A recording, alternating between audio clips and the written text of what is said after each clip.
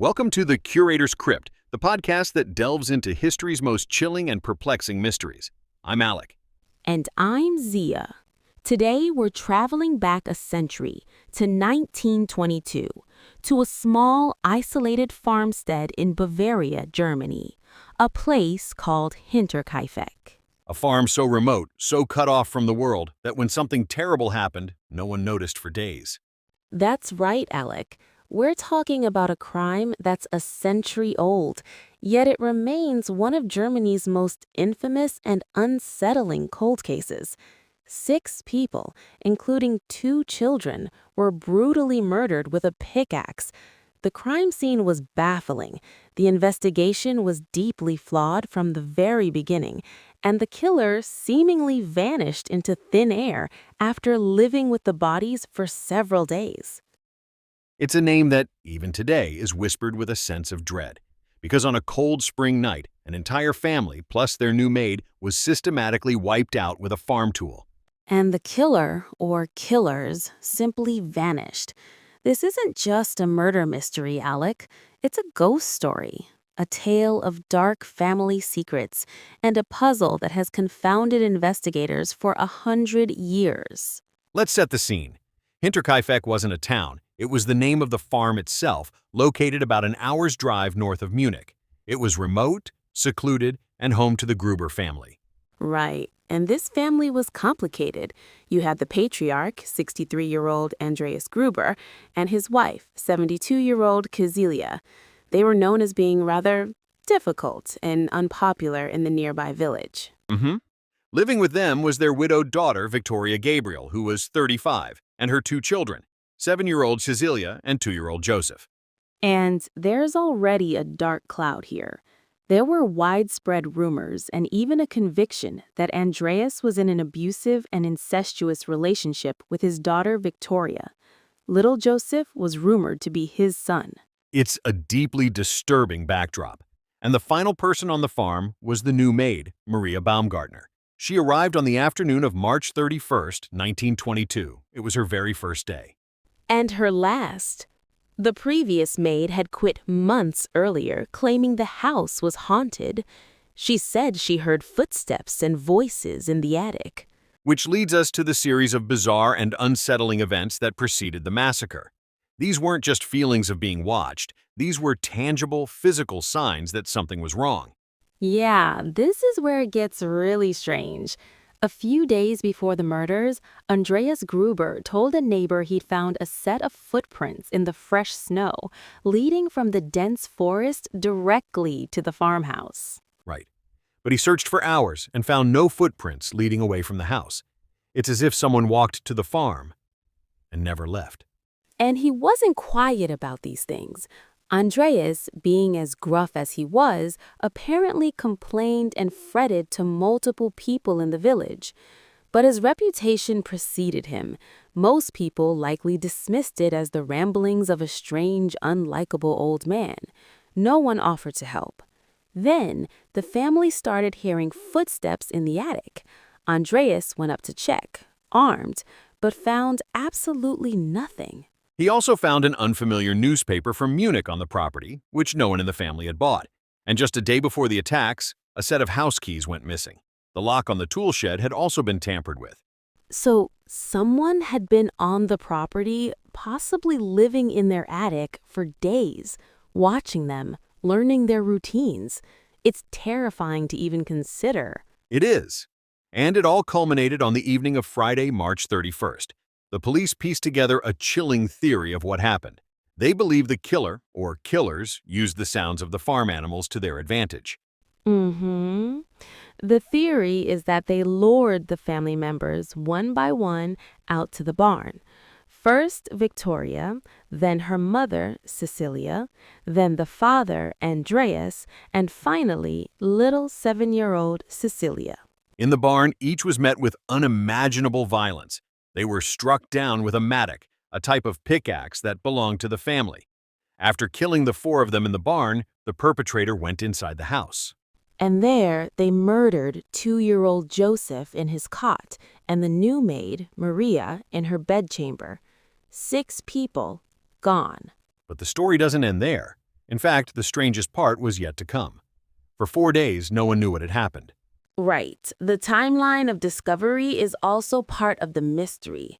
For days, life in the nearby village of Kaifeck went on as usual, but small things started to seem off. Young Cecilia didn't show up for school on Saturday, nor on the following Monday.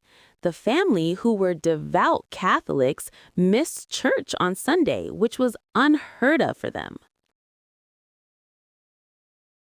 And there they found the gruesome scene. The 4 bodies stacked and covered with hay. Inside, they found the remaining 2 victims.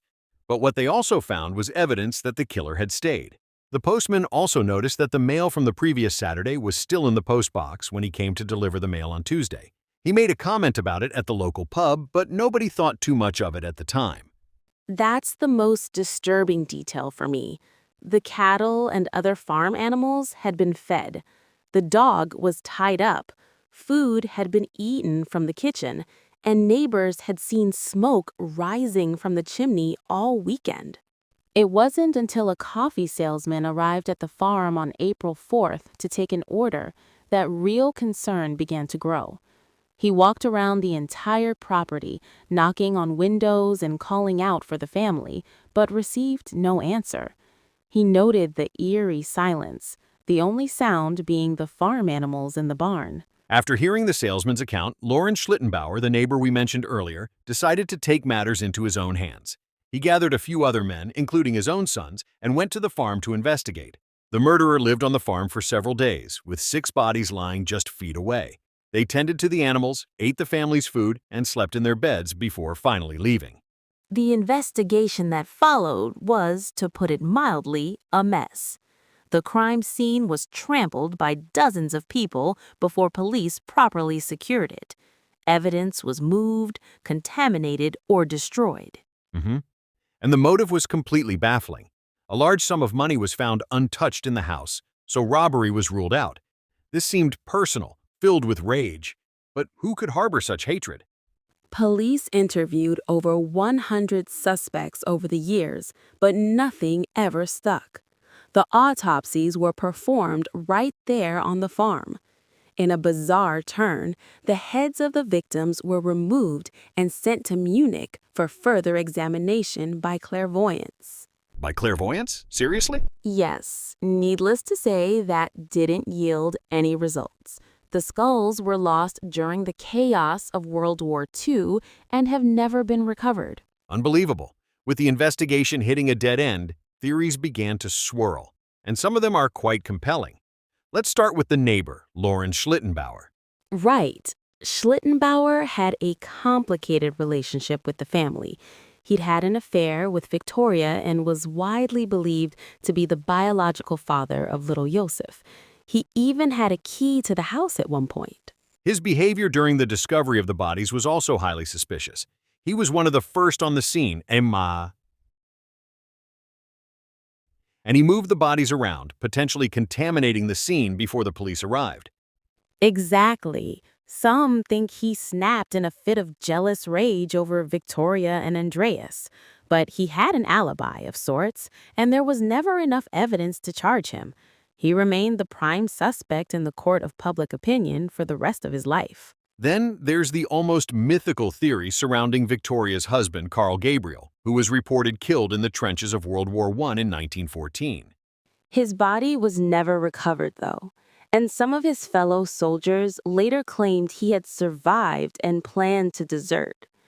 The theory goes that he returned years later, discovered the truth about his wife and her father, and exacted a terrible revenge. It's a dramatic theory, a vengeful soldier returning from the dead. Some have even speculated he fled to Russia after the murders. But again, it's pure speculation with no concrete evidence. And so the case went cold. The file was officially closed in 1955. The farmstead itself was demolished a year after the murders, and today there's nothing left but a small shrine where the barn once stood. But the story didn't die. In 2007, students at a German police academy took on Hinterkaifeck as a cold case project. Using modern forensic techniques and profiling, they re-examined all the evidence. And what did they find? Well, they did come to a conclusion. They identified a prime suspect, but out of respect for the living relatives, they have never publicly released the name. They stated that the evidence is compelling, but not 100% conclusive.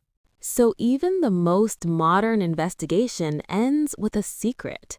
The mystery of Hinterkaifeck endures because it touches on so many primal fears: isolation, dark family secrets, and the terrifying idea of an intruder already being inside the house. Exactly. Was it a jealous lover, a ghost from the war, or a complete stranger who lived in their walls before deciding to erase them from existence? 100 years later, the silence of Hinterkaifeck offers no answers. That's all the time we have for this episode of The Curator's Crypt. Join us next time as we explore another mystery lost to time.